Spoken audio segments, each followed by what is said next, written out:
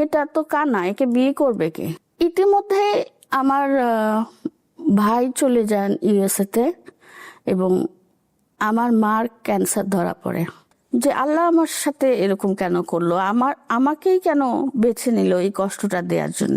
একবার এত বেশি ওষুধ খেয়ে ফেললাম যে আমাকে অ্যাম্বুলেন্সে করে আমার বোন ঢাকায় নিয়ে আসলেন মেডিকেলে। ওই প্রেমটার কারণেই কেন জানি এই প্রেমটা হয়ে গেল, যে ওই ডাক্তার সাহেব মারা গিয়েছেন এবং উনি ছাড়া আজ পর্যন্ত আমার চোখে কেউ হাত দিতে সাহস পায়নি। ব্যান্ডেজ খোলা হলো, তখন দেখা গেল আমার এই চোখটা পুরো উঠিয়ে ফেলেছে সে। সমস্ত আশেপাশে বাড়ির মেয়ের মারা তাদের মেয়েদেরকে বলছে বা বাবারা, এই মেয়ের সাথে মেশা যাবে না, এর রাতের বেলা বাইরে থাকে। যে কথাটা বলা যায় না, শেয়ার করা যায় না, সেই কষ্টটা, যে কষ্টের কথা শেয়ার করা যায় তার চেয়ে শত গুণে বেশি যন্ত্রণাদায়ক। আপনার সংসার জীবন একটু শুনতে চাই। আসসালামু আলাইকুম প্রিয় দর্শক এবং শ্রোতা, আপনাদের সবাইকে আমন্ত্রণ জানাচ্ছি ব্র্যান্ডিং বাংলাদেশে। চলুন দেখা যাক কে রয়েছে আজকে ব্র্যান্ডিং বাংলাদেশের গেস্ট হিসেবে। প্রথমে নামটা একটু বলতে হবে। আমার নাম নাশিদ নিগার খন্দকার, কেকা আমার ডাকনাম। কেকা হচ্ছে ডাকনাম। জি, বর্তমান বয়স? 48 বছর বয়স। জন্ম জেলা? আমি বগুড়া জেলার মেয়ে। বগুড়ার মেয়ে। বাবার সরকারি চাকরির কারণে আমরা 6 ভাই বোন 6টা জেলায় জন্মগ্রহণ করেছি। আচ্ছা। আমি রংপুরে জন্মেছি। বড় হয়েছেন বগুড়াতে? বড় হয়েছি পুরোটাই বগুড়ায়। বগুড়ায়। শুনি আপনার গল্প একেবারে ছোটবেলা থেকে, যেখান থেকে বলতে ইচ্ছে করে আপনার। আমার বাবা, উনি ছিলেন অসম্ভব মিশ্র চরিত্রের একজন মানুষ। প্রচন্ড কড়া, প্রচন্ড রাগী, আবার আমাদের সব ভাই বোনের বোধহয় সবচাইতে কাছের বন্ধু। ওকে। আমার জন্ম যখন রংপুরে হয়, যে ডাক্তার আমার আম্মার চিকিৎসা করছিলেন উনি ওখানকার একজন তখনকার খুব নামকরা গাইনিক ডাক্তার ছিলেন। বাসাতেই ডেলিভারিটা হয় আমার। জি। এবং তখন থেকেই দেখা যায় যে আমার চোখের মণিটা ঘুরতো। আচ্ছা। এবং আমি উপরের দিকে বা কোনো দিকে সরাসরি তাকাতে পারতাম না। আচ্ছা। ডাক্তার জি। উনি বলেন যে বাচ্চাটার চোখের কোনো প্রবলেম হতে পারে, তো আপনি 5 বছর বয়সের পরে ওকে চোখের ডাক্তার দেখিয়ে নিন। আচ্ছা। 5 বছর পর্যন্ত একটা বাচ্চার ওটা বলার মতো বোধও থাকে না যে আমি দেখছি কি না দেখছি। তো যাই হোক, 5 বছর বয়সেই আমাকে দেখানো হয়। তখন বলেন ডাক্তাররা যে এটা আরো অনেক আগেই দেখানো উচিত ছিল, তাহলে হয়তো আমরা চেষ্টা করতে পারতাম।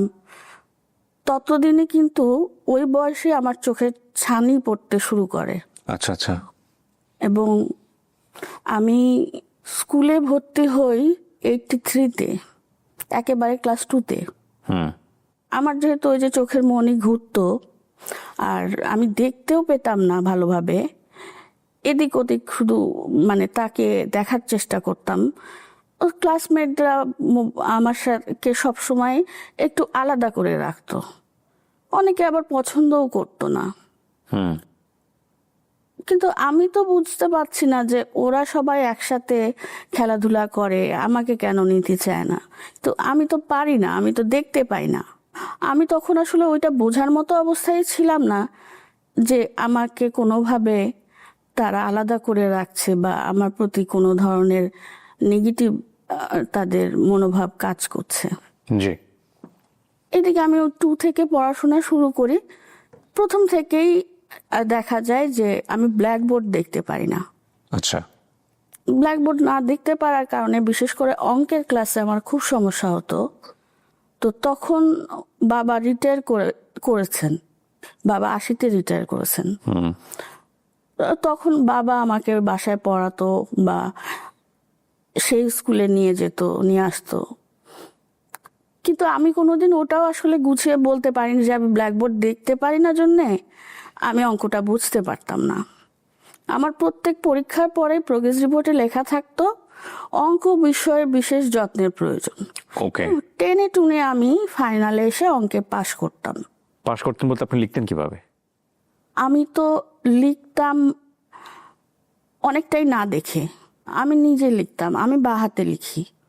ওকে, এটাও একটা আপনি যখন লিখেন আপনি দেখতে পেতেন, মানে আপনি অক্ষরগুলো বুঝতে পারতেন? খুব যে স্পষ্ট বুঝতে পারতাম তা না, তবে একটা অনুমানের উপর লিখতাম, লিখছি goodness. হচ্ছে একটার পর একটা যাচ্ছে। মানে আপনার লাইনটা ঠিক থাকতো কি না? লাইন ঠিক থাকতো, ওই জন্য আমি একটু গ্যাপ বেশি করে দিতাম। আমরা Very যারা interesting. একটা জিনিস সে অভ্যস্ত হয়ে যায়, আমি চোখে কম দেখছি কিন্তু আমি কিন্তু কানে খুব বেশি শুনতাম। আচ্ছা, পাশের রুমে যদি কেউ কোনো কথা বলতো একবারে খুব অল্প নিচু স্বরে, তাহলেও আমি সেটা শুনতে পারতাম। আচ্ছা, আচ্ছা। তো এটা আল্লাহর বোধহয় একটা আলাদা রহমত থাকে। এখনো অনেকে বিশ্বাস করে না যে মোবাইলে আমি যখন মেসেজ করি আমি টাইপ করি কিভাবে। আমি কিন্তু ওটা হাতের আন্দাজে, আমি কিবোর্ডটা স্পষ্ট দেখতে পাই না, ভেরি ইন্টারেস্টিং, ভেরি ইন্টারেস্টিং। শুধুমাত্র হাতের আন্দাজে যে এটার পর এই অক্ষরটা থাকে।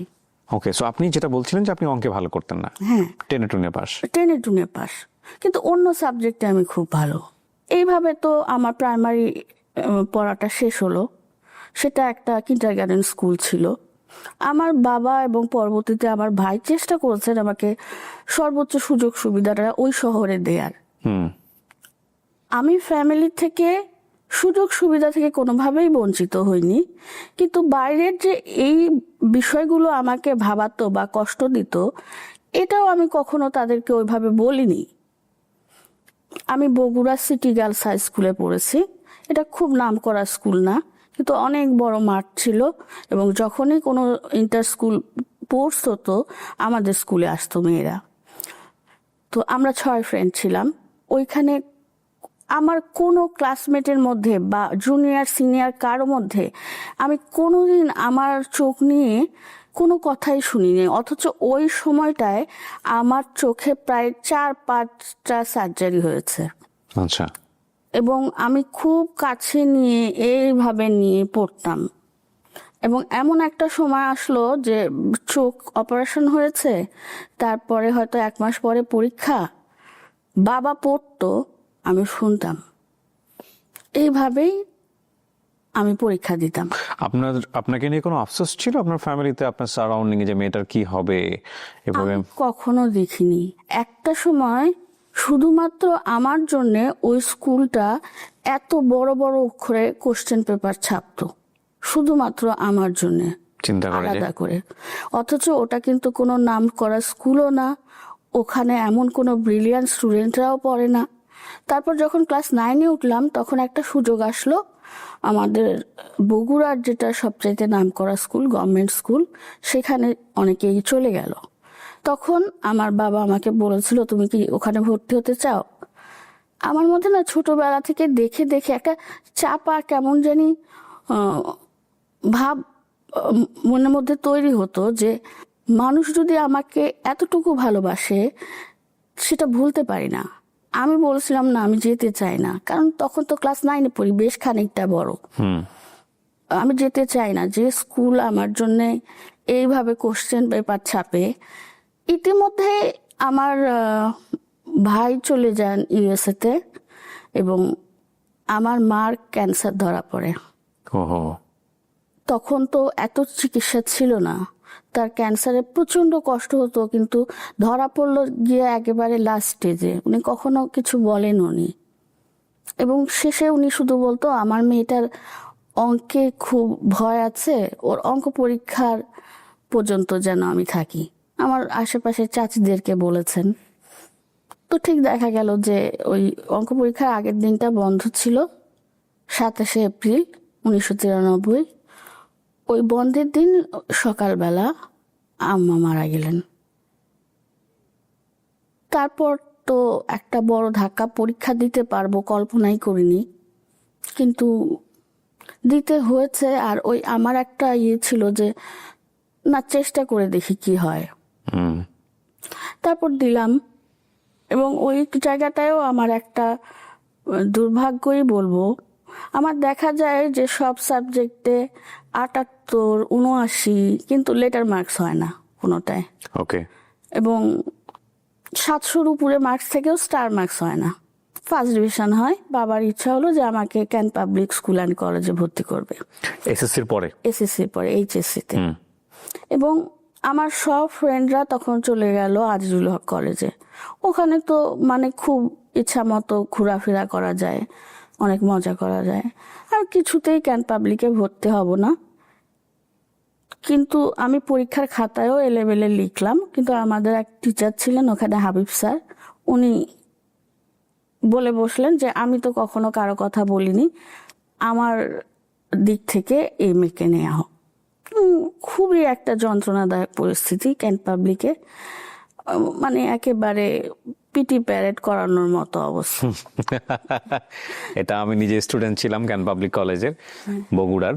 আমি নিজে জানি, মানে যেদিন আমার ওই ঘটনা ঘটেছে সেদিন আমি বলেছিলাম বাংলা ছবিতে 90-এর দশকে দেখেছি যে কলেজে গেলে সে হিরো শুধু প্রেম করে বেড়ায়, সে হিরো হয়ে যায়, অন্যরকম ফ্রিডম। আর আমি কোথায় আসলাম? হ্যাঁ, সকালবেলা সূর্যের দিকে তাকিয়ে পিটি টিটি করে ক্লাসে ঢোকানো হতো। তারপরে প্রথম দিন ক্লাসে বলা হলো যে ডান পাশে মেয়েরা বসে, যদি দিকে তাকাও তাহলে ওই সময় ইটিসিতে বের করে দিব। সো এইরকম স্ট্রিক্ট ডিসিপ্লিন। এবং ও মাই গড, আমার আসলে কলেজ জীবনের কোনো গুড মেমোরি নাই এই ডিসিপ্লিনের কারণে, বাই দ্য ওয়ে। আমার এই এইচএসসি তে কোনো ভালো স্মৃতি নাই কিন্তু, কারণ জোর করে ভর্তি করানো। ক্যান পাবলিক কলেজ রেজাল্টের দিক থেকে অনেক বেটার, আমার ব্যাচটাই ছিল বোধহয় ওখানকার সবচাইতে ভালো ব্যাচ, এবং প্রতি বছরই বোর্ড স্ট্যান্ড করতো সেই সময়। আমাদের তখন সবগুলো বোর্ডের মধ্যে ফার্স্ট হয়েছিল, এবং ও সায়েন্সের স্টুডেন্ট ছিল, আমার সেকশনেই ছিল রোকন। সবচেয়ে ব্রিলিয়ান্ট স্টুডেন্টরাই ওখানে পড়ে ওই সময়টাতে, আমি তাই দেখেছি। এখন কি অবস্থা জানি না। ওখানে একটা প্রবলেম হয় কি, যারা বাইরে থেকে যায়, ওখানে তো অনেক আর্মি অফিসারের মেয়ে ছেলেরা থাকে, বা অনেকে ক্যান পাবলিক স্কুল থেকে হয়ে আসে এইচএসসি তে, তাদের সাথে মিলে যাওয়াটা একটু কঠিন হয়, হয়ে যায়। রাইট, সিভিল এবং আর্মি কালচারটা একটু ডিফারেন্ট। রাইট। ইতিমধ্যে আমার কিন্তু বেশ কয়েকবার পিজিতে অপারেশন হয়েছে চোখে, ছানি অপারেশন, মানে কয়েকদিন পর পরই আমার চোখটায় ছানি পড়ে যেত। জি। আমরা যেটা উড়ন্ত চক্ষু হাসপাতাল বলি, অরবিস, এই অরবিস আসে পরপর 2 বছর পর পর 2বার বাংলাদেশে, এবং অনেক মানে বড় ওখানে ভিড় হতো দেখানোর জন্য। তো আমার ডাক্তার যারা ছিলেন তখনকার পিজিতে, ওনারাই কিন্তু আমাদের খবর দিতেন। কারণ কি, ওনারা দেখাতে চাইতেন আমার চোখের ভিতরে আইরিশ যেটাকে বলে, ওই আইরিশটা নেই জন্মগতভাবে, ওকে। যেটা হয়তো চোখে আলোর যে প্রভাবটা সেটাকে নিয়ন্ত্রণ করে। তো এই অবস্থায় আমি কি করে দেখি বা আমি যে পড়ি, এইটা ওরা বিশ্বাস করতেই পারতো না। তবে সব ডাক্তারই বলতো যে এইটা আর কিছু করা নাই, ওই জাস্ট কিছুদিন পর পর ছানি অপারেশন করে ওইটাকে সরিয়ে দিত। আমি হয়তো একেবারে ঝাপসা দেখতাম, সেখান থেকে একটু ভালো দেখছি, এরকম হতো। এরকম চলে আসলো 95 পর্যন্ত। আমি একটা জায়গায় খুব বেশি শান্তিতে থাকতাম, সেটা হলো বিশ্ব সাহিত্য কেন্দ্র, বগুড়াতে। এবং সেখানে বিশ্ব সাহিত্য কেন্দ্র নাম বললে একজন মানুষের কথাই বলতে হয়, সেটা হলো শ্যামল ভট্টাচার্য। শ্যামল ভট্টাচার্য বলতে কোন শ্যামল ভট্টাচার্য এটা? উনি পিনাকি ভট্টাচার্যের বাবা। ওকে, ওই বগুড়া জেলা স্কুলের যিনি শিক্ষক ছিলেন। উনি আমাদের বাসায় খুব আসতেন, আমি তো কাকু কাকু বলতাম, সবাই ওনাকে স্যার বলতো। বাই দ্য ওয়ে, ওনার সম্পর্কে আমি শুনেছি অনেক। আপনি যেহেতু ডিরেক্টলি ওনার সান্নিধ্যে ছিলেন, একটু বলেন তো আমাকে আসলে উনি কেমন ছিলেন? আমার দেখা মানে অনেক ভালো মানুষের মধ্যে একজন মানুষ ছিলেন উনি। হ্যাঁ, এবং ওনার মৃত্যুর পরে আমি দেখেছি যে বগুড়াতে রীতিমতো এটা নিয়ে মানে অনেক আফসোস করেছে অনেকেই। ওনার great loss, Bogura cultural unit. ওনার প্রভাবটা খুব বেশি, কারণ পরবর্তীতে যে বিভিন্ন সেশনে লেকচার দিয়েও আমি ইনকাম করতাম, এই কথা বলাটা আমাকে শিখিয়েছেন উনি। বগুড়ার ছেলেমেয়েদের ক্ষেত্রে ওনার অবদান অনেক বেশি, এটা আমি শুনেছি। আমার আসলে সরাসরি কখনো ওনার সঙ্গে দেখা করার সুযোগ হয়নি, পরবর্তীতে জেনেছি আসলে। আর পিনাকি ভট্টাচার্যকে তো আপনারা চিনবেনই, উনি অনলাইন অ্যাক্টিভিস্ট, এবং he is really really great popular অ্যাক্টিভিস্টের ব্যাপারে কোনো সন্দেহ নেই। বাংলাদেশের আপামর জনসাধারণ ওনার ভিডিও দেখেন। জি, ওনার বাবা বলছিলাম। ওনারা কয় ভাই বোন? ওনারা আমি যতদূর জানি ওনারা 2 ভাই নাকি? 2 ভাই 1 বোন। অভ্র ভট্টাচার্যও তো ওনার ছোট ভাই। অভ্র ভট্টাচার্যকে আমি পেয়েছি, কারণ আমি যখন ইউনিভার্সিটিতে পড়ি তখন অভিদা আমাদের সিনিয়র ছিলেন, এবং অভি আমার 1 বছরের জুনিয়র। আপনার 1 বছরের জুনিয়র। অভিদাকে আমি ডিউডেস রিলেশনে পেয়েছি, আমি যখন অনার্স ফার্স্ট ইয়ারে পড়ি। উনি অসম্ভব সুন্দর আবৃত্তি করেন, অনেক ভালো মানুষ। জি, কাকুর কথাটা যেটা বলছিলাম, উনি কথা বলতে মন্ত্রমুগ্ধের মতো আমরা সবাই শুনতাম। আমার বলাটা শেখা ওনাকে দেখেই। আপনি কলেজ সময়ের মানে কলেজ জীবনের গল্প বলছেন, যখন আপনি ক্যান পাবলিকে পড়ছেন সেই সমসাময়িক? হ্যাঁ, এই একই সাথেই চলছে। okay. একেবারে ক্লাস 6 থেকে 95 পর্যন্ত। 95 পরে ক্যান পাবলিকে ওই একটা বছরই ডিগ্রি পাস কোর্স ছিল। আমার সব ফ্রেন্ডরা গোটা বাংলাদেশে ছড়িয়ে গেল। ওই যে বাবার মনে হলো যে আমি বাইরে যেয়ে থাকতে পারবো না, আম্মা নাই, কোথাও ভর্তি পরীক্ষা দিতে আমাকে উৎসাহ দিল না। আমিও সেই কারণেই যে ঠিক আছে, তুমি আমাকে ক্যান পাবলিকে ভর্তি করেছিলে, তো এবারও ক্যান পাবলিকেই পড়বো। তো এই ডিগ্রির সময়টা আবার আমার খুব ভালো কেটেছে, টিচারদের সাথে খুব ভালো সম্পর্ক হয়ে গেল। এতদিন আমি সায়েন্সে ছিলাম, এবার আর্টসে চলে আসলাম। এবং আমি আবার ওই যে পড়ার অভ্যেস, তো হিস্ট্রি পড়ছি, তো হিস্ট্রির সাথে আরো এক গাদা বই পড়ছি। এটা টিচাররা খুব পছন্দ করতো এবং লাস্টের দিকে দেখা যেত আমার কাছ থেকে ওনারা একটা সাজেশন নিতেন যে কি ধরনের প্রশ্ন আসতে পারে, সেটাই আবার অন্য স্টুডেন্টদেরকে হয়তো বলতেন। তো ওই সময়টা খুব ভালো গিয়েছে। 97-এ আমি ডিগ্রি পরীক্ষা তৃতীয় দিন যেদিন যাচ্ছি, আমার সিট পড়েছে বগুড়া মহিলা কলেজে। রিক্সা অ্যাক্সিডেন্ট হলো, ঠিক বাঁ হাতে আমি লিখি, বাঁ হাতের এই জায়গাটা মচকে গেল। এখানে পুরা এতখানি আপনার টাওয়েল ভিজিয়ে বরফ দিয়ে ইয়ে করা, আমি হাতটা জাস্ট এইভাবে তুলে তুলে লিখছি। আমাদের ক্যান পাবলিকে সুরজিৎ স্যার ছিলেন, উনি রাষ্ট্রবিজ্ঞান পড়াতেন। স্যার আমার পিছনে দাঁড়িয়ে, সুরজিৎ স্যার আমারও শিক্ষক ছিলেন। হ্যাঁ, স্যার আমাকে বলতো শয়তানের দল সব, আর তুমি হচ্ছে বিরোধী দলের চিফ হুইপ। প্রচুর সিগারেট খেতেন, স্মোক করতেন। স্যারের কথা আমার খুব মনে হয়। এখন তো আর শাহজাহান স্যারের সাথে মাঝে মাঝে যোগাযোগ। শাহজাহান স্যার বাংলার শিক্ষক ছিলেন, উনিও কড়া ছিলেন, কিন্তু খুব ভালো মানুষ। বেশ কিছুদিন তোফাজ্জল স্যার, শাহজাহান স্যার কলেজের শেষের দিকেই শুনেছি যে মেয়েটা তো কানা, একে বিয়ে করবে কে, প্রতিবন্ধীদেরকে চাল দিচ্ছে বা ইয়ে দিচ্ছে, আমাকে এখানেও দিতে আসে, এরকম একটা ভাব। তো ওইটা প্রচন্ড একটা মানসিক প্রেশার যেত। কিন্তু আমার বাবা, আমার বাসার অন্যরা কখনো আমাকে এই জিনিসটা বুঝতে দেয়নি। আমার চোখ অপারেশন হয়েছে, ডাক্তাররা মাঝে মাঝে বলতো আমাকে হয়তো ওটিতে নিয়ে যে সামান্য একটু ইনজেকশন দিয়ে সেলাইটা কেটে দিল, আমি কোনো আওয়াজ করি না। বাইরে বের হয়ে এসে আম্মাকে বলে যে আপনার এই মেয়ে কি বোধ বুদ্ধি নাই। আমি প্রচন্ড ব্যথা কষ্ট সহ্য করতে পারি, এখনো পারি। আমার ওই সময় থেকেই হয়তো বা একটা মাথার মধ্যে জিনিস কাজ করতো, যেটা রিসেন্ট আমার ভেঙে গিয়েছে, যে আল্লাহ আমার সাথে এরকম কেন করলো, আমাকেই কেন বেছে নিল এই কষ্টটা দেওয়ার জন্যে। কারণ তখন আমি দেখছি আমার অনেক বান্ধবী হয়তো প্রেম করছে বা প্রেম ভাব, এরকম একটা বিষয় ওদের মধ্যে কাজ করছে। ওদেরকে অনেকে চিঠি দেয়, কার্ড দেয়, ফুল দেয়, আমাকে তো কেউ দেয় না। আবার যেই দেখে সেই একটা এমন হা হুতাশ করে যে আমার জীবনে কিছু হবে না, এই মেয়ের কি লাভ বেঁচে থেকে, এইরকম একটা ভাব। বাবার কথাও অনেকে বলে যে এই মেয়েকে বিয়ে দেওয়া কঠিন হবে, এরকম নানা ধরনের কথা, খুব একটা ক্ষোভ জমতে থাকে। আর আমার বাবা ছিল মানে একবারে প্রচন্ড কঠিন টাইপ একজন মানুষ। তার কিছু নির্দিষ্ট নিয়ম কানুন ছিল, যেটা আমাদের বাসায় কারো পক্ষেই ভাঙা সম্ভব ছিল না। কিন্তু আমার কাছে মনে হতো যে কেন চাপ দিয়ে কেউ কিছু আমাকে যদি করাতে যায়, সেটা যত ভালো কিছুই হোক না কেন, আমার সেটা করতে কখনো ভালো লাগতো না। সেই জায়গা থেকে একটা চূড়ান্ত ডিপ্রেশনের মধ্যেই আমি চলে যেতে থাকি। বাবার সাথে খুঁটিনাটি নিয়ে মতবিরোধ শুরু হয়।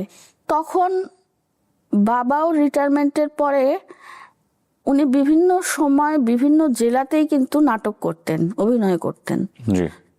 তো আবার বগুড়া সাংস্কৃতিক জগতে উনি ওনার কাজগুলো শুরু করেন এবং বিভিন্ন প্রোগ্রামে ওনাকে জাজ করা হয়, তারপরে ওনাকে নিয়ে যাওয়া হয় গেস্ট হিসাবে।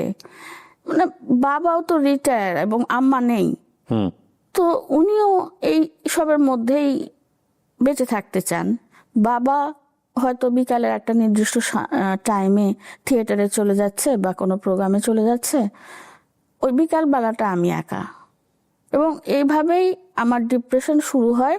এক পর্যায়ে এমন হয় যে আমি বাবাকে দেখলেই উত্তেজিত হয়ে যাই, সহ্যই করতে পারি না।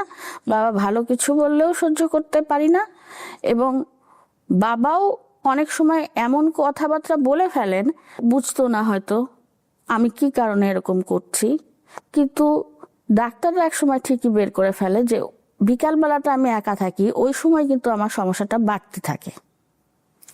তো ওষুধ চলতে থাকে, কাউন্সিলিং হয় বিভিন্ন সময় বিভিন্ন ডাক্তারের কাছে। কোনো ডাক্তার হয়তো এমন ওষুধ দেয় যে অতিরিক্ত ঘুম হয়।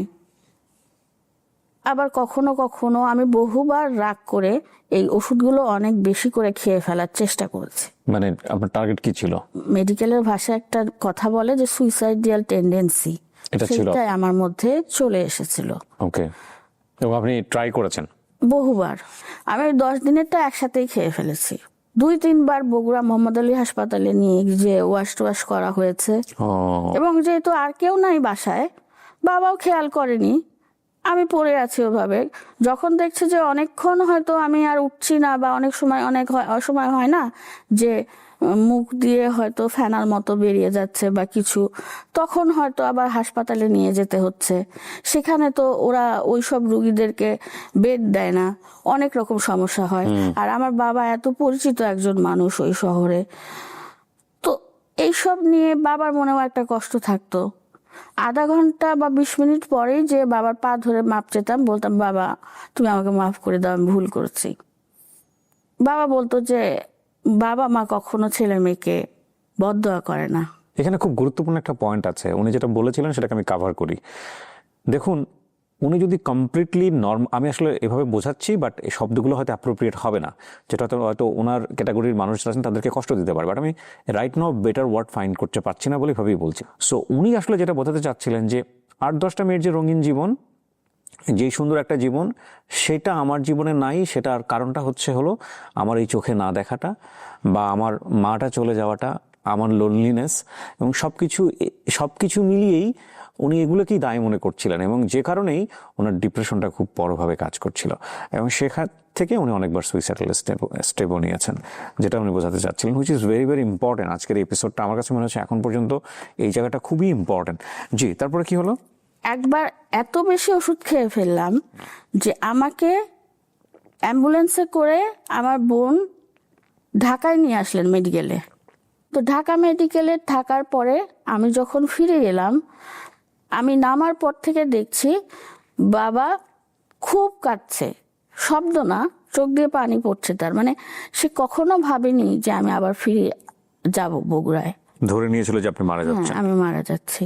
বাবাও কষ্ট পাচ্ছে আমার জন্যে, আমিও কষ্ট পাচ্ছি অন্যভাবে, কিন্তু কেউ কাউকে বুঝতে পারছি না। ওই সময়টায় যদি আমার কাছে প্রচুর টাকা থাকতো, অথবা আমার যদি কোনো খারাপ বন্ধু বান্ধব থাকতো, আমি কিন্তু আরো খারাপ দিকে চলে যেতে পারতাম। আপনার বাচ্চা যদি শুধু ডিসেবল বাচ্চাই না, আপনার বাচ্চা যখন তার নিজের মতো করে ভাবতে শিখছে, তখন সেই জায়গাটার সাথে নিজে একটু পরিচিত হন। সে কি ভাবছে, তার চিন্তার জগৎটা কোথায়, এই জায়গাটায় খুব বড় গ্যাপ হয়ে যায়, যার কারণে কিন্তু আমাদের এই ড্রাগসের ঘটনাগুলো ঘটে বলে আমি মনে করি। এবং আমি দেখেছি ঢাকা মেডিকেলের এই ঘটনাটা ঘটে, তখন ওইটা মনে হয় 96-97। ইতিমধ্যে কিন্তু আমি আমার বাসায় একটা ছোট ঘর ছিল, মানে প্লাস্টার হয়নি, ওই ঘরে আমাদের পাড়ার সব মহিলাদের নিয়ে একটা সংগঠনের মতো করেছি। তার নাম ছিল জয়িতা। সেখানে আমি সবচাইতে ছোট সদস্য। আমরা 10 টাকা করে মাসিক দিতাম। আর আমাদের ওই এলাকায় তখন খুব বাল্য বিয়ে হতো। তো আমাদের কাজ ছিল, আমরা বাইরে যেতাম না, কিন্তু আমাদের পাড়ায় বা তার 2টা পাড়া পরে আরো গ্রাম ছিল, সেখানে এই ধরনের কোনো ঘটনা ঘটলে আমরা যে সেটা বন্ধ করার চেষ্টা করতাম, না পারলে থানায় খবর দিতাম, অথবা বড় বড় এনজিওতে খবর দিতাম। এবং বাল্য বিয়ে ছাড়াও আমরা যেটা বলি যে বিভিন্ন সময় নারীরা যে ডোমেস্টিক ভায়োলেন্সের শিকার হয়, সেই জায়গাগুলোতেও আমরা যেতাম এবং কথাবার্তা বলতাম। আমাদের কোনো রেজিস্ট্রেশন ছিল না, আমরা কোনো এনজিও ছিলাম না, জাস্ট আমরা একটা গ্রুপ। এবং আমার ভাগনা তখন খুব ছোট, কিন্তু ও অনেক ছোটবেলা থেকে ডেইলি স্টারে ও লেখালেখি করতো, পরে তো জবই করে কিছুদিন। ও একটা রিপোর্ট করেছিল, কিন্তু আসলে এইগুলো আমি কিছুই ওইভাবে সংরক্ষণ করতে পারিনি, কিন্তু ও অনেক বড় একটা রিপোর্ট করেছিল এই জয়িতার উপরে। ইতিমধ্যে আমার একজনের সাথে সম্পর্ক হয়, আমি ভুল মানুষ চিনেছিলাম, আমার জন্য ওটা পারফেক্ট ম্যাচ ছিল না। এর আগে পাশের বাসার একজনের সাথে আমার কিছুটা বন্ধুত্ব হয়, তো ওই সময় সেটা হয়তো প্রেম মনে হয়েছিল, কিন্তু ওই প্রেমটার কারণেই কেন জানি এই প্রেমটা হয়ে গেল এবং টোটাল জীবনেই আমার দুইজনের সাথে সম্পর্ক হয়। যাই হোক, সে আমার জীবন থেকে চলে গেল। আপনার যখন ডিগ্রিতে পড়ার ওই সময়কার গল্প এটা, রাইট? হ্যাঁ, ওটা 96 থেকে ডিগ্রি পাশ করলাম 97-এ। ওকে। হ্যাঁ, এর মধ্যে ডিগ্রি পাশ করার পরে আমার বান্ধবীরা, স্কুলের বান্ধবীরা বেশ কয়েকজন, তারা প্রাইমারি স্কুলে সহকারী টিচার নিয়োগের যে একটা পরীক্ষা হয় রিটেন, ওইটার ফর্ম ফিল আপ করলো। তা আমি ওদের সাথে করলাম, বাসায় কিছু জানায়নি। তারপরে চাকরি করবো এই ধরনের কোনো ধারণাই নাই, বান্ধবীদের সাথে পরীক্ষাটা দিয়েছি। তো ভাই গেলাম, যে আমার সবার লাস্টে ডাক পড়লো 6টার দিকে। 6টার দিকে ডাক পড়লো, আমি যেয়ে দেখি ওখানে আমাদের পরিচিত অনেকে। আমার ডিপার্টমেন্টে, আমি তখন ইংরেজিতে আজিজুল হক কলেজে মাস্টার্সে ভর্তি হয়েছি। আমার ডিপার্টমেন্টের যে হেড ছিলেন দেলোয়ার স্যার, উনি আছেন। আমার আরেক ভাই আছেন, যিনি বগুড়ার আরেকটা স্কুল অ্যান্ড কলেজের প্রিন্সিপাল। ওনারা সবাই প্রায় পরিচিত, যেহেতু ওনারা আমার পরিচিত, বাবাকেও চিনে। তো সেইভাবে লাস্ট আমি, ওনারাও একটু গল্প গুজবের মতো করে বাবার প্রসঙ্গ আসলো। তো আমাকে বলা হলো যে আপনার বাবার মুক্তিযোদ্ধার কোনো কাগজপত্র কি আছে? তা আমার কাছে ফাইলে থাকেই সবসময়, সেরকম আমি তাদেরকে দেখালাম। হঠাৎ করে আমাকে বলা হলো যে এই কাগজে তো চাকরি হবে না। তা আমি বললাম আমি তো এই কাগজ দেখে চাকরি নিতে আসিনি। তো যে না হলে তো আমার কিছু বলার নাই, আমি যে লেখাপড়া করি সেটার হিসাবে পরীক্ষা দিয়েছিলাম, আমি এটাও ভাবিনি যে আমার চাকরি হবে কি হবে না। আমি ঠিক এই কথাটাই বলেছিলাম। তখন আমার বয়স আর কত, 97, 96, 98, যে আমি আর বেশি কিছু বলতে পারবো না। 6টা বেজে গেছে, আমি প্রচন্ড ক্ষুধা লেগেছে আমার, আমি যাচ্ছি। তো আমি যখন বের হয়ে যাচ্ছি তখন আমাকে আবার ডাকলো। ডাকার পরে বললেন যে বসেন বসেন, আর একটা প্রশ্নের উত্তর দিয়ে যান। তখন আমাকে বললো যে বলেন তো যে ঘুড়িটি উড়িতে ছিল এর ইংরেজি কি? আমার তো আরো মেজাজ খারাপ হয়ে গেল। আমি এটা জীবনেও বলবো না। এই 6টা পর্যন্ত বসিয়ে রেখে ঘুড়িটি উড়িতে ছিল তার ট্রান্সলেশন করতে বলছেন, আমি বলবো না। আমি ফাইল টাইল গুছিয়ে নিয়ে বের হয়ে আসলাম। আমার পিছনে পিছনে ওই রুমে একজন, বোধহয় ওদের আরেকজন কর্মচারী ছিল, সে এসে বললো আপনার চাকরি হয়েছে। আমি ওর কথা কোনোই পাত্তা না দিয়ে বাসায় আসলাম। বাসায় এসে দেখি যে আমার বাবার এক ফ্রেন্ড ছিলেন, ওই যে পরিচালক ইবনে মিজান, ওনার ছোট ভাই আজিজ মেহের চাচা, উনি এসছেন। বাবা আর উনি দুইজন দুই বিছানায় শুয়ে আছে। তো বাবা তো মাগরিবের পরে কেন দেরি হলো, খুব রাগ। তো চাচা থাকার জন্য ওদিন একটু বেঁচে গেলাম। তা আমি চাচার সাথে আবার আমার খুব বন্ধুর মতো সম্পর্ক ছিল। চাচা বললো কোথায় গিয়েছিলে তুমি? তো তখন আমি বলে ফেলাম যে এরকম এরকম ঘটনা। তো বাবা বললো চাকরি তো জীবনেও হবে না, এই ধরনের আচরণ করে এসেছে। চাচাও বললো না, এটা তো চাকরি হওয়ার প্রশ্নই ওঠে না, তো তুমি ওখানে গিয়েছিলে কেন? আর বাবা কখনোই রাজি না যে আমি এই মানে প্রফেশনে যাব। ওই যে বাবার ওইটা মনে হলো যে গ্রামের দিকে যেতে হবে, আমি চোখে দেখতে পাবো না, আবার চলাফেরা করতে সমস্যা। তো তারপরে আমি ঢাকায় এসেছি, আবার চোখের কি এক সার্জারি না কিসের জন্য। বাবা ফোন করছে তখন 3টি ফোন, যে তোমার অ্যাপয়েন্টমেন্ট লেটার আসছে, 6 জনকে নিয়েছে। তার মধ্যে আমি লাস্টের দিন এসে জয়েন করি, কোনো যোগাযোগ করিনি। ওরা আমাকে প্রথম দিনই বললো এমন জায়গায় পোস্টিং দিয়েছে যে একদিন গেলে আর জীবনেও যেতে যাবেন না।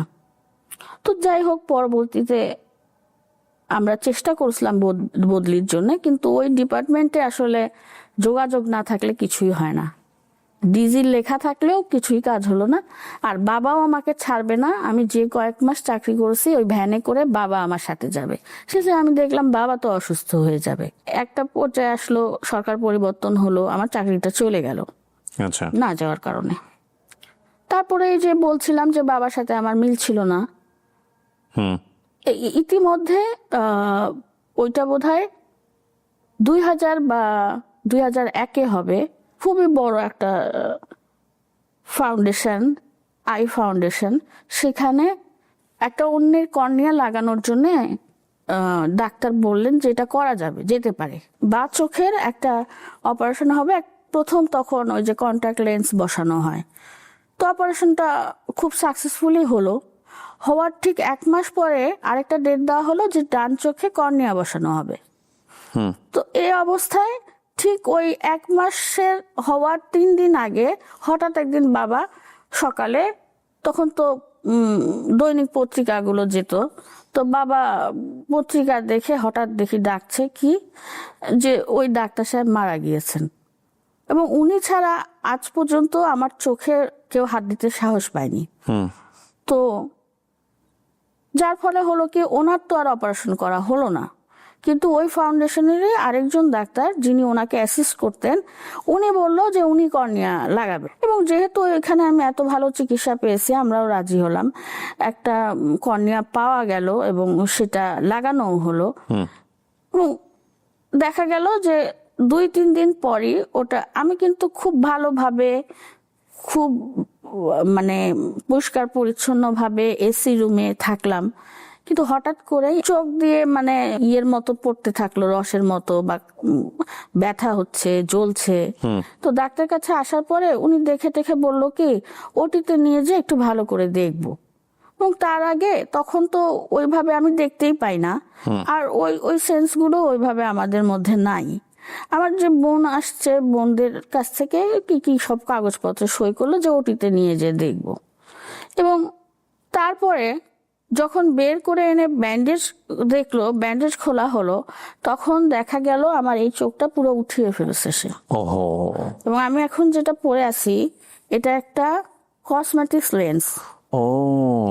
এটা এত বড় একটা চোখের মতোই, এটা খুললে ভিতরটা জাস্ট হোল।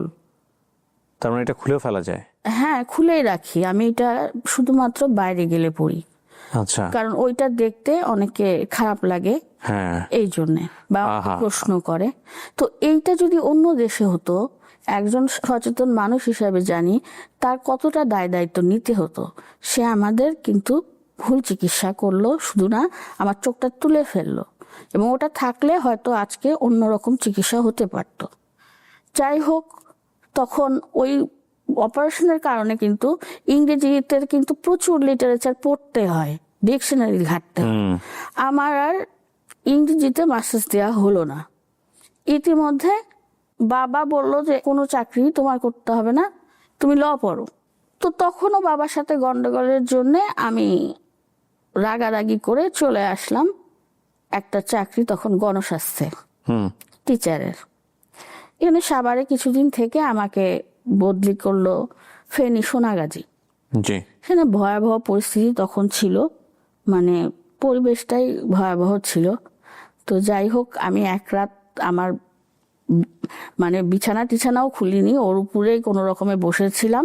পরের দিন সকালে আমি জাস্ট বলছি যে আমি থাকবো না, আমি চলে আসছি। তো ওখানেও হলো না, আবার বাসায় বাবা তখন বলল যে তুমি কোথাও চাকরি করতে পারবে না, তুমি ল পড়ো, বাসায় থাকবে, যদি ইচ্ছা হয় যাবে, ইচ্ছা না হলে যাবে না। তো খুব একটা ইচ্ছাও না, কিন্তু অনেক ওই যে সিনেমা টিনেমায় দেখেছি লয়াররা অনেক কিছু বলে, তো এইসব দেখে টেখে আমি যেহেতু ওই যে জয়িতা নামে সংগঠনটা করি, মেয়েদের বিভিন্ন সময় আইনি পরামর্শের দরকার হয়, লয়াররা অনেক টাকা চায়, অনেক ঝামেলা, তো আমার ধারণা যে ল পড়লে তো এদেরকে সাহায্য করা যাবে। গ্রামে আমাদের ওটা যদিও বগুড়া সদরের মধ্যে ছিল তখন, কিন্তু পরিবেশটা একবারে গ্রাম ছিল। ওই অবস্থায় আমি লতে ভর্তি হলাম। লতে তো বগুড়া আইন কলেজ, ওখানে নাইট কলেজ, সমস্ত আশেপাশে বাড়ির মেয়ের মারা তাদের মেয়েদেরকে বলছে বা বাবারা, এই মেয়ের সাথে মেশা যাবে না, এর রাতের বেলা বাইরে থাকে। ওহো। অথচ আমার বাবা একটা রিক্সা ঠিক করে দিয়েছিল, ও প্রতিদিন 5টার সময় আমাকে নিয়ে যেত, আবার আমি বলে দিতাম এতটা পর্যন্ত আমার ক্লাস, ওই সময় যে নিয়ে আসতো। ফার্স্ট ইয়ারটা আমি এভাবেই যাতায়াত করছি, তারপরে আমি একা একা চলছি। কিন্তু ওই যে শুরু হলো এই মেয়ে খারাপ, প্রথম দিনই আমাকে ল কলেজে শুনতে হলো এই কানিও ল পড়তে আসছে। ওহো। আমি বাবাকে এসে বললাম, বাবা আমি আর যাব না। বাবা বলল যে তুমি যদি আমার মেয়ে হও তুমি যাবে এবং ল পাশ করবে। তো পরের দিন গেলাম এবং তখন একটা জেদ হয়ে গেল যে না, কি বলে আমি দেখব। আমি হয়তো অনেক বড় পদে চাকরি করতে পারবো না, কিন্তু যার একবার আমার সাথে পরিচয় হবে বা যেখানে আমি একবার কথা বলবো সেখানে আমাকে লোকে পছন্দ করবে বা তারা আমাকে চিনবে, মনে রাখবে। আমি ওই মাস্টার্স দেওয়া হলো না, কিন্তু ল পাশ করে গেলাম এবং আমার 2004-এ এনরোলমেন্টও হয়ে গেল, বার কাউন্সিল থেকে লাইসেন্স হয়ে গেল এবং 2004 থেকে আমি কোর্টে যেতে শুরু করলাম। তো আমি বইপত্র নিয়ে যেতাম। আমি তখন ইসলামিক হিস্ট্রিতে ভর্তি হয়ে প্রাইভেটে মাস্টার্স করলাম। বাংলাদেশের সবচাইতে বলতে গেলে পুরনো স্বাধীনতার আগের যে গণনারী সংগঠন, সেইটার নেতৃত্ব দিয়েছি একসময় বগুড়ায়। 12টা উপজেলা আমি চষে বেরিয়েছি এবং এটা কিন্তু আমি বিশ্বাস করি, যে কথাটা বলা যায় না, শেয়ার করা যায় না, সেই কষ্টটা, যে কষ্টের কথা শেয়ার করা যায় তার চেয়ে 100 গুণে বেশি যন্ত্রণাদায়ক। তো আমি এইসব নারীদের নিয়ে অনেক কাজ করছি, অনেকবার বিভিন্ন পত্রিকায় টেলিভিশনে আসছে। আবার অনেক বেশি দেখেছি যে নারী নির্যাতনের যে মামলাগুলো আসে এটা সঠিক মামলা হয় না। আমাদের কাছে এসে মেয়ে বা মেয়ের বাবা মা বলে যে এই ছেলেকে জেলের ভাত খাওয়াবো, নারী নির্যাতনের মামলা করেন। হয়তো বলছে এটা পারিবারিক মামলা হবে, নারী নির্যাতন মামলা হবে না। তুমি কি চাও? মোহর চাও, খোরপোশ চাও, না কি চাও? না, সে নারী নির্যাতন মামলা করে তাকে তো জেলের ভাত খাবে। কিন্তু সেক্ষেত্রে তো কিছু নিয়ম কানুন আছে, কিছু পদ্ধতি আছে, সেগুলো না থাকলে আপনি এমনি এমনি মামলা করলে তো হবে না, খালি টাকা নিলে ক্লায়েন্টের কাছ থেকে। একটা হচ্ছে লয়ার যেটা হলেন, বাবার চেয়েছিল এবং সেটা বাবার কথা আপনি রেখেছেন এবং আপনি প্র্যাকটিসও করেছেন, বহুদিন প্র্যাকটিস করেছেন, রাইট? এই বছর আমার 22 বছর হবে। আপনি এখনো প্র্যাকটিসে আছেন? আমি রেগুলার লয়ার হিসাবে আছি, কিন্তু আমি এখন মুভ করতে পারি না। আচ্ছা। যেহেতু এখন হয়তো 6তলা, 5তলা, 6তলা, 7তলা আমি ওইভাবে ওঠার মুশকিল হয়ে যায়, পারি না, বা আমি তো দোতলা পর্যন্ত উঠলে আমি শ্বাস নিতে পারি না। তখন আপনি কি ধরনের মানে কেসগুলো দেখেছেন? আমার সিনিয়রের কাছে আমি বেসিক্যালি সিভিল মামলা, যেটাকে আমরা বলি জমি জমা সংক্রান্ত, আমি ওখানে গিয়েছিলাম মানুষকে সাহায্য করার জন্য। কিন্তু আমি যখন দেখলাম মানুষকে ন্যায় বিচার দিতে গেলে অনেক হয়রানির মুখোমুখি করতে হয়, এখন বোধহয় আমি একমাত্র লয়ার যে আমার কাছে আসলে বলি যে যদি একেবারে চূড়ান্ত কোনো ক্রাইমের ঘটনা না ঘটে থাকে তাহলে মামলা করুন, কথাবার্তা বল। এটা কেন বলেছে এটা আপনারা যদি কখনো, না উইথ ডিউ রেসপেক্ট, আমাকে বোধহয় এভাবে বলাটা উচিত হবে না, বাকি কথাটা আমি বললাম না, বলাটা উচিত হবে না, এটা আপনারা আপনাদের জায়গা থেকে বুঝে নিন। বাই দ্য ওয়ে, কিন্তু আপনি সাংগঠনিক জায়গাটাতে কেন আসলেন? আপনি নিজে থেকে ভালো অনুভব করতেন এই জায়গাটায়? আপনার নিজে থেকে ভালো লাগতো, কমফোর্ট লাগতো? ভালো লাগা থেকেই তো সেখানে আসি। এক্স্যাক্টলি, আমার ওইটাই প্রশ্ন ছিল। আমি নারীদেরকে যে কথাটা বলতে চাইতাম সেই কথাটা আমি যখন আমি সেশন নিতে যেতাম বা আমি বক্তব্য দিতাম সেই জায়গায় বলতে পারতাম। কিন্তু সাংগঠনিক ক্ষেত্রে আমাদের কিছু প্রতিবন্ধকতা আছে। আমরা যেগুলো করি, উঠান বৈঠক বা এই সেই, এটাতে কিছু হয় না। ওই যে উস্কে দিয়ে আমরা সরে আসি, দুই একটা হয়তো মিডিয়ায় আসে, বেশিরভাগ ওরা আরো বেশি নির্যাতনের শিকার হয়, আরো বেশি মার খায়। এটা সত্যি কথা। আমাকে হয়তো অনেক মহিলারা মারতে আসবে, কিন্তু এটাই সত্যি। মানে সংগঠন করার পরে উস্কে দিয়ে আসলে দেখা গেল সে আরো ফ্যামিলিতে আমি হয়তো তাদেরকে বলে আসলাম, হ্যাঁ কোনো নির্যাতন হলে আপনারা প্রতিবাদ করবেন বা থানায় যাবেন, এই করবেন সেই করবেন, যেগুলো মানে সংগঠনের প্রথম দিকে আমি বলতাম। কিন্তু দেখা যায় কি, এটাতে ওরা আরো বিপদে পড়ে যায়। ও কারণ ওখানে তো কেউ ওদেরকে সাপোর্ট করে না। রাইট, সিকিউরিটি লেয়ারটা অবস্থাটাই সেটা না। থানায় গেলে হ্যারাসমেন্ট হয়। আজ পর্যন্ত আমার মতো পজিশনে থাকা একটা নারীও যদি একটা রেপের মামলায় যায়, তাকে যে ধরনের প্রশ্ন করা হবে, সেটার চাইতে আমি বলবো ঘরে বসে থাকো, যতদিন এই আইন কানুন নিয়ম পদ্ধতিগুলো না পরিবর্তন হবে। সেই জায়গা থেকে আমি শুধু আমার নিজের সংগঠনে না, অন্য সংগঠনের সাথে আমি অনেক এনজিওর সাথে কাজ করছি, স্টেপস এর মতো সংগঠনের সাথে কাজ করছি।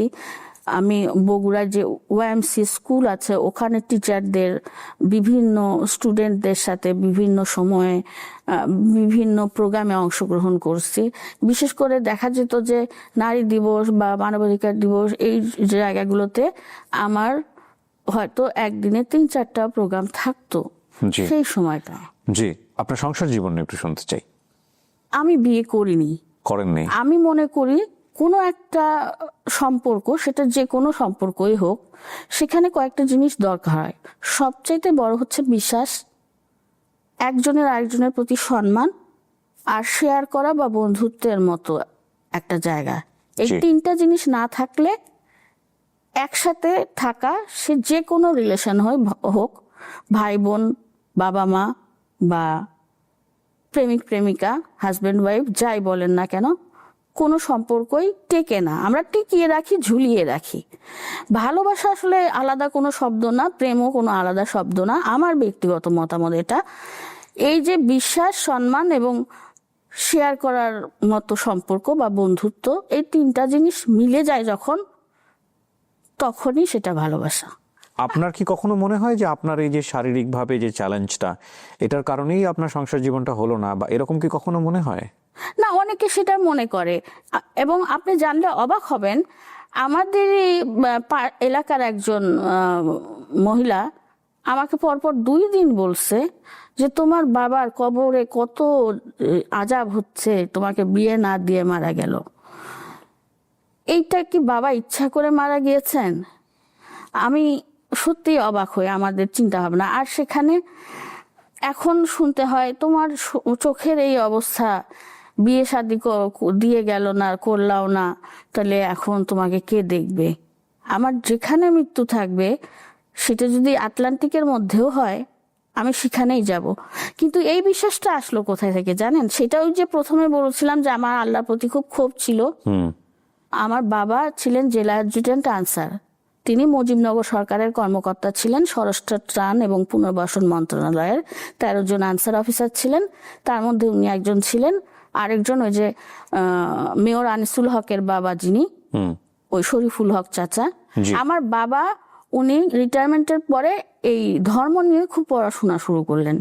এবং আমি খুব বাবাকে বলতাম, এরকম কেন হলো আমার সাথে, এরকম কেন হলো? তো বাবা বলতো যে আল্লাহ যে কি করতে পারে তুমি জানো না, হয়তো এমন দিন আসবে আমি থাকবো না, কিন্তু বিজ্ঞান অনেক উন্নত হবে।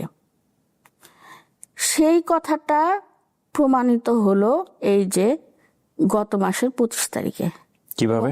সেই ক্রেডিটটা পুরাই দিতে হবে যে এই মেয়েটাকে। একে আমি ভাগনার বউ বলছি, কিন্তু আপনাকে এখানে নিয়ে এসেছে। হ্যাঁ, এ আমার মেয়ে। কারণ আমার মেয়ে থাকলেও বোধহয় এটাই করতো। আমি এই ডাক্তার প্রফেসর মমিনুজ্জামান, উনি আমাকে ইন্ডিয়ায় হায়দ্রাবাদে পাঠিয়েছিলেন। তখন আমি একেবারেই দেখতে পাই না যে আপনি ওখানে যেতে পারেন আপনি ইচ্ছা করলে, খুব যে বেশি উন্নতি হবে তা না, তবে যদি কোথাও হয় একমাত্র ওখানে এলভি প্রসাদ হাসপাতালে হতে পারে। গত 24শে আগস্ট আমি ডাক্তারকে দেখালাম ওনাকে। উনি বললেন যে হ্যাঁ, এখন আমি এটা কিছুটা ওনাকে ভালো দেখাতে পারবো। আমেরিকা থেকে আমরা একটা কর্নিয়ার একটা পোর্শন নিয়ে আসব, কিন্তু খরচ খুব বেশি হবে, ব্যয়বহুল হবে। তো ও বলছিল যে ঠিক আছে আমরা চিন্তা ভাবনা করে দেখি কি করা যায় বাসায় যে। তা আমি বললাম যে না, আপনি বলেন, যদি সত্যি হয় আমি এটা করব, আমি ভালো দেখতে চাই। 25 তারিখ আমার ওই অপারেশনটা হয়। এখন আমি জীবনে যা দেখিনি, এই 25 তারিখের পর থেকে আলহামদুলিল্লাহ আমি সেটা দেখতে পাচ্ছি, এবং আমি বিশ্বাস করছি আল্লাহ আছে। কিন্তু আমি সব সময় এই পজিটিভ থাকার কথা বলে যাচ্ছি। আমি চাই যে মানুষকে যদি একজনকেও আমি সচেতন করতে পারি, পজিটিভ থাকতে বলতে পারি, সেটাই আমার জীবনের লক্ষ্য, এবং সামনেও আমি সেটাই করতে চাই। মাস্ট এবং মাশাআল্লাহ, আমি আসলে এখানেই একটা এন্ডিং করতে চাচ্ছিলাম এরকম একটা কথা বলে, সেটাই আমি পেয়ে গেলাম ওনার কাছ থেকে। আপনি দেখেন ওনার জীবনের যে আজকে এই গল্পটা এখানে উঠে এসছে, যে প্যারাডাইমটা, সেখানে কত রকমের ঘাত প্রতিঘাত।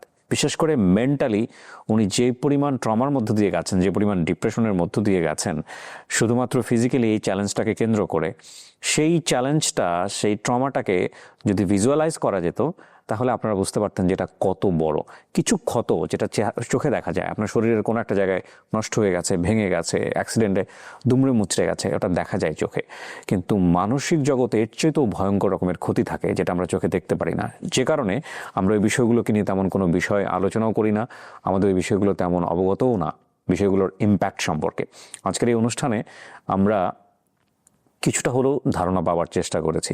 উনি থেমে যাননি, উনি ল নিয়ে পড়াশোনা করেছেন, উনি একজন লয়ার, উনি সাংগঠনিক কাজের মধ্যে ছিলেন, উনি একজন সংগঠক, এবং তারপরেও নিজের মতো করে বেঁচে থাকার একটা চেষ্টা, নিজের মূল্যায়নের জায়গা থেকে নিজেকে নিজের মতো করে ভাবার একটা চেষ্টা, এবং কোনো মানুষের ক্ষতি না করে নিজেকে স্বাধীনভাবে বাঁচিয়ে রাখার জন্যে যে প্রাণান্তর চেষ্টা, সেটা তিনি করে যাচ্ছেন। এবং সেই জায়গাটি থেকে অন্যের কথা ভেবেছেন, এবং মনে হয়েছে তার জীবনে এই যে তিনি বন্ধুর পথ পাড়ি দিয়েছেন, এত বন্ধুর পথ পাড়ি দিয়ে এসে এই গল্পগুলোই ছোট ছোট করে উনি মানুষের কাছে তুলে নিয়ে আসতে চান, এই কারণে যে তারা যেন কখনো ডিপ্রেস হয়ে কোনো ভুল সিদ্ধান্ত নিতে না চায়। তো সেই জায়গা থেকে তাকে আপনি সফল বলবেন না তো কি বলবেন? আমি ধন্যবাদ জানাই, আপনি আমাকে মেইল করেছিলেন, আমি কিছুক্ষণ আপনার সামনে বসেছি। আমি যখন আপনার গল্পটা শুনছিলাম, আমি চেষ্টা করেছি আপনার জায়গাটাতে আমি নিজেকে বসিয়ে, মানে আমি কি করতে পারতাম সেভাবে চিন্তা করার, এবং কখনো কখনো আমার ভেতরটাও অনেক বেশি দুমড়ে মুচড়ে গেছে। তবে এটা ঠিক যে কিছু কষ্ট জীবনে খুব সাময়িক, মানে একটা ধাক্কা দিলে ওই পেইনটা পেলে ওটা উবে যায়, কিন্তু যে কষ্ট জন্মের পর থেকে মৃত্যুর দিন পর্যন্ত ক্যারি করতে হয়, এবং অসম্ভব রকমের জীবসত্তা ভিতরে না থাকলে এটা সম্ভব হয় না। ঠিক আছে, প্রতি মুহূর্তেই আপনি যেই সমাজটাকে ফেস করেছেন, নিজের পরিবার থেকে শুরু করে সারাউন্ডিংকে ফেস করেছেন, এটা আপনার ফিজিক্যাল চ্যালেঞ্জকে নিয়ে হোক বা যে কোনো কারণেই হোক না কেন, এটাকে আপনার হয়তো মৃত্যুর দিন পর্যন্ত ফেস করতে হবে। মানুষ আপনার সামনে এসে হা হুতাশ করবে, আপনার ব্যক্তিগত জীবন নিয়ে কথা বলবে, আপনার বাবাকে নিয়ে কথা বলবে, এই কথা বলার জায়গাটা আপনি হয়তো কোনোদিন বন্ধ করতে পারবেন না, কিন্তু তারপরেও যে আপনি সমাজের মানুষকে নিয়েই ভেবেছেন, এটার জন্যই আপনার সাধুবাদ পাওয়া উচিত। আমি আবারও ধন্যবাদ জানাচ্ছি, আপনি বগুড়া থেকে এসেছেন আমার এই অনুষ্ঠানের জন্য, এবং কিছুটা সময় আপনি আমাদের দর্শকদের দিলেন। আপনার এই অনুষ্ঠান থেকে অনেকেই অনেক উপকৃত হবে। ভালো থাকবেন আপনি। আপনিও ভালো থাকবেন, আমরা সবাই যেন ভালো থাকি, পজিটিভ চিন্তা করি। জীবন থেমে থাকবে না, আমরাও থেমে থাকবো না, থেমে থাকবো না। প্রিয় দর্শক এবং শ্রোতা, এগিয়ে আমাদের যেতেই হবে। খুব অল্প সময়ের জন্য আমরা পৃথিবীতে এসেছি, এবং এটা নিঃসন্দেহে চরম একটা পরীক্ষা ক্ষেত্র। আমাদের হারার সুযোগ নেই, আমাদেরকে জিততেই হবে। অনেক ভালো থাকুন। আজকের মতো এই পর্যন্তই। আসসালামু আলাইকুম।